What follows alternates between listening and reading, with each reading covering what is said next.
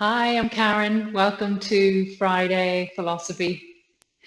Have you ever said yes to someone or something when you meant to say no? And then you think about how you're going to get out of the situation that you said yes to, and you feel really guilty because you've said yes to this person. And if you say no now and change your mind, they might hate you, etc., etc. I have done that for years, and I am so grateful for the teaching of Satya, which is the second yama on the eight limbs journey.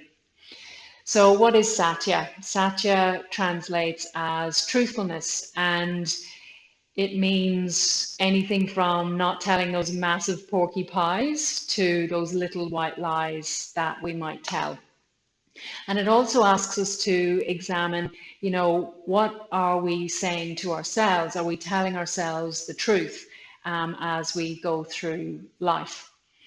And in the example I just gave, I said yes when I meant to say no, and it's sort of denying my truth. So why do we do that? Why do we sacrifice the truth of who we are or our own truth for other people? Well, it can come from this innate desire to belong. So when we're born, we want to belong to our family, our society, we belong in our group of friends, our peers, etc. And for that sense of belonging, we sometimes feel that we have to be or do or say something that is not actually true to us. And that's can be down to, familial or societal conditioning or behaviors. Another reason might be that we have developed this people pleasing, this need to be nice to people. And again, it is acting or speaking in a way that's not actually true of ourselves. For the past 5 or so years since I've learned about this yoga philosophy, I have been practicing Satya or truthfulness. And I remember one of the first times that I spoke my truth, and I had built up this whole story of explanations of this reason why I was going to say no to this request from a person. And I was waiting for this massive pushback, an atomic fallout. And when I said, "Oh, I'm sorry, I can't help you with that," they just said, "No worries." And I just thought, "Oh my God, is that it?" But actually, I was so relieved and I felt so empowered that I had said that little word that feels so big to say sometimes, no.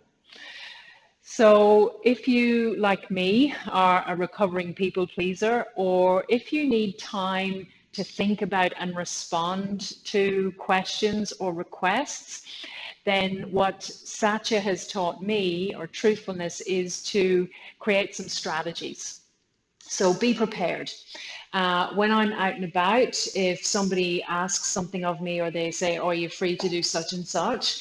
I will say, "Oh, I'll check my diary and I'll get back to you. My diary's at home." Now, that is true. I'm a bit old school. I've got a paper diary at home. But what that does is it gives me time and space to figure out what my true response is going to be.